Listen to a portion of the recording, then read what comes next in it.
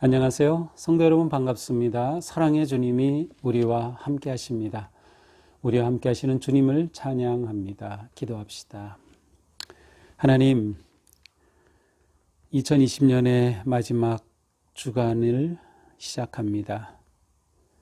이렇게 한 해가 코로나 속에 정신없이 또 허둥지둥대며 지나왔습니다.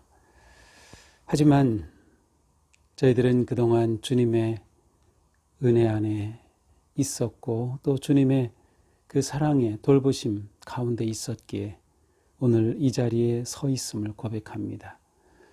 오늘도 주님의 음성을 기대하고 사모하오니 우리에게 거룩한 음성으로 말씀하여 주시고 오늘도 주님의 말씀으로 힘을 얻어 승리하게 하여 주시옵소서. 예수님 이름으로 기도합니다. 아멘. 네, 오늘 말씀은 시편 41편입니다.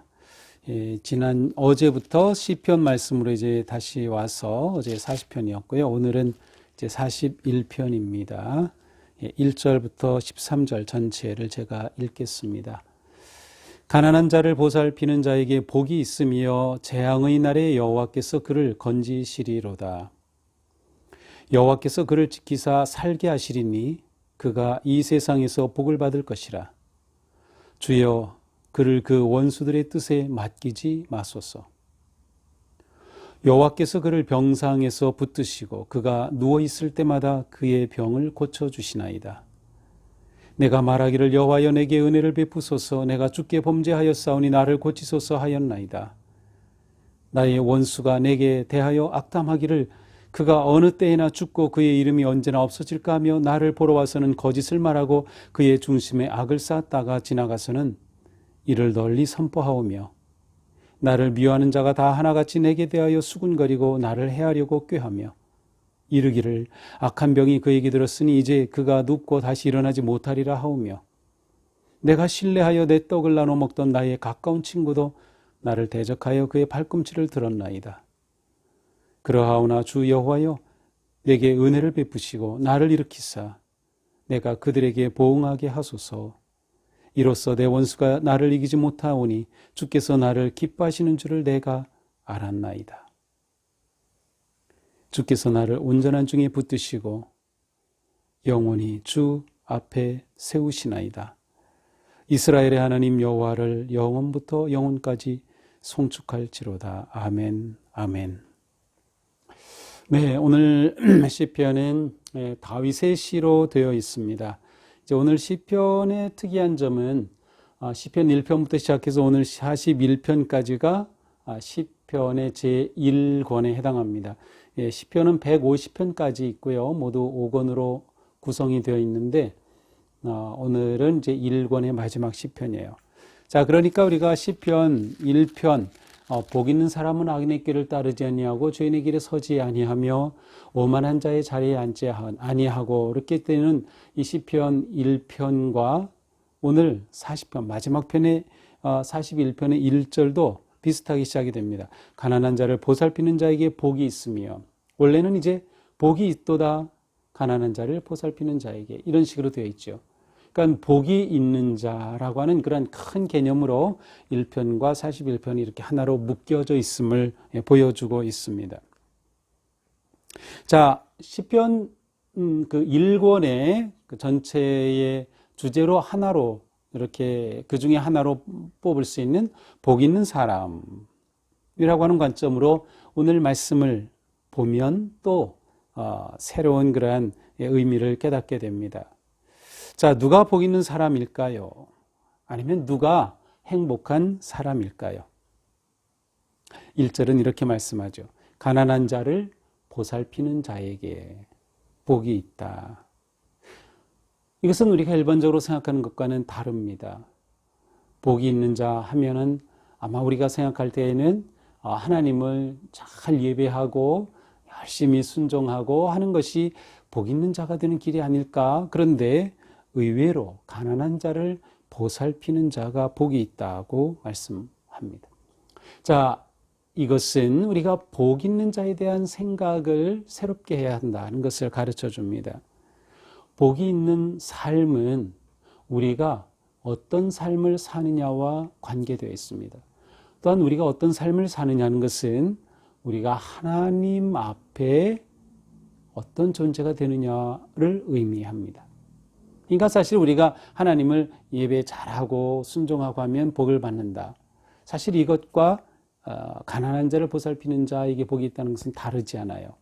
왜냐하면 정말로 하나님을 예배하는 자, 정말로 하나님께 순종하는 자는 가난한 자를 보살필 수밖에 없기 때문이죠. 왜냐하면 하나님의 마음은 연약한 자들에게 가 있기 때문입니다. 이러한 자에게 어떻게 복을 주십니까? 2절, 여호와께서 그를 지키사 살게 하시리니 그가 이 세상에서 복을 받을 것이라. 자, 하나님께서 재앙의 때에 그를 지켜주신다는 거예요. 가난한 자를 보살피는 자에게 하나님께서는 응답하여 주시는데 고난의 때, 재앙의 때 그를 지켜주신다, 살게 해주신다는 거예요. 그러니 그를 주 원수들의 뜻에 맡기지 마소서, 원수들에게 맡기면 안 됩니다 라고 구하죠. 3절에 보니까 여호와께서 그를 병상에서 붙드시고 그가 누워있을 때마다 병을 고쳐주시나이다. 자, 복을 받은 자는 또 어떤 사람이에요? 자신이 병상에 누워있을 때 하나님께서 그를 붙잡아 주시고 고쳐주신다는 겁니다. 이것은 이 시인이 가지고 있는 하나님에 대한 확신과 믿음이었습니다. 이 시인은 하나님께 누가 복 있는 사람인가? 가난한 자를 보살피는 자다. 그러한 자를 하나님께서는 돌보시고 위기 가운데서 지키시며 병상에서 붙들어 주실 것이다 라고 하는 확신과 믿음이 있었습니다. 자, 그런데 실제로 이 시인은 지금 아주 깊은 병에 빠져 있습니다. 그래서 그는 이 하나님을 의지합니다. 그래서 내가 하나님 앞에 복 있는 자가 되기 원합니다 라면서 하나님을 의지하죠. 그리고 하나님께 그렇게 기도했습니다. 4절입니다. 내가 말하기를 여호와여 내게 은혜를 베푸소서, 내가 주께 범죄하오니 나를 고치소서 하였나이다. 그는 자신이 질병 가운데 있으면서 나를 고치소서, 그런데 내가 주께 범죄하였사오니 라고 말합니다. 아마도 다윗은 자신의 이 질병이 자신의 죄 때문에 온 것이라고 생각하는 것 같습니다. 아니면 좀 더 본질적으로 인간은 근본적으로 죄 가운데 빠져 있기 때문에 본질적으로 죄를 벗어날 수 없는 그 존재인 자신을 하나님 앞에 드러내놓으면서 하나님의 만지심, 치유하심을 구한 것으로 보여집니다. 이렇게 병든 다윗을 친구들이 찾아왔습니다. 5절입니다. 나의 원수가 내게 대하여 악담하기를 그가 어느 때 죽고 그 이름이 언제나 없어질까? 아니, 친구가 찾아와서 기껏 한다는 말이 얘가 언제 죽을 거야? 빨리 죽어야 한다는 것처럼 그의 이름이 언제나 없어질까? 그의 그 영화가 언제나 다 사라질까? 죽어서 그렇게 사라지고 말까?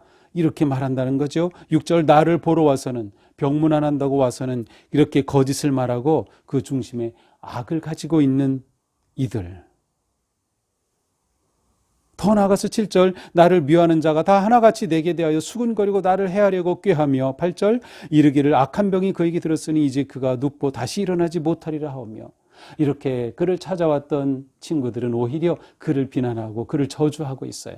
야, 쟤 낫지 못할 거야. 다시 일어나지 못할 것이다.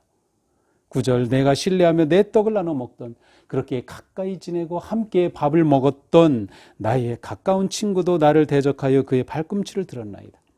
이렇게 가까운 친구까지 자신을 대적하여서 악담을 하고 있습니다.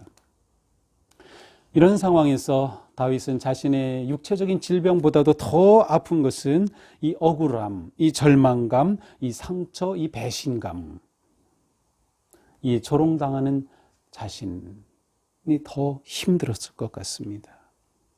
하지만 이 시인은 그것에 빠지지 않습니다. 10절입니다.